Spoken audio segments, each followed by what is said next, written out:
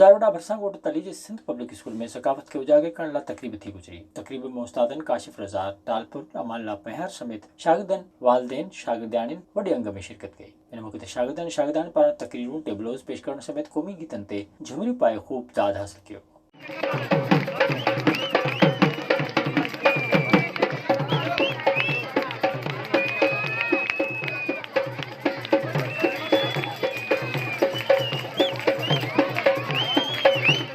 सकाफ़ती ॾियारी जी तकरीब खे ख़िताब कंदे स्कूल जे प्रिंसिपल काशिफ रज़ा टालपुर चयो त सिंध जी सकाफ़त निहायत क़दीम आहे ऐं सिंध समेत सॼी दुनिया जा सिंधी सकाफ़त जे ॾियारी खे ईद वांगुरु मल्हाए ख़ुशीअ जो इज़हार करे रहिया आहिनि। पहिरीं डिसंबर ते जेको प्रोग्राम सभिनी चैनलनि मल्हाइण जो रखियो आहे, उन्हनि सां गॾोगॾु असां सभिनी सां गॾु उहो प्रोग्राम मल्हाईंदासीं ऐं पूरी दुनिया खे असां इहो पैगाम ॾींदासीं त असां सिंधी जेके हिकु पुरअमन, हिकु इत्तेहाद जा मालिक आहियूं, हिकु पुरअमन तारीख़ जा मालिक आहियूं। असां पूरी दुनिया में इहो मैसेज छॾींदासीं त असांजो जेको कल्चर आहे उहो पूरी दुनिया खां मुख़्तलिफ़ आहे। असां ईद वांगुरु उन सकाफ़त वारे ॾींहं खे ईद ॾींहं वांगुरु मल्हाईंदा आहियूं ऐं असां कपिड़ा नवां वठंदा आहियूं, शॉपिंग कंदा आहियूं, इलाही कुझु कंदा आहियूं। थैंक्स थी रही आहे जो असां पंहिंजो हिते सकाफ़ती ॾींहुं मल्हाए रहिया आहियूं।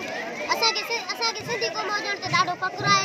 असांखे हिन ॻाल्हि ते फ़ख़्रु आहे त असां सिंधी टोपी अजरक जा ऐं पटके जा मालिक आहियूं।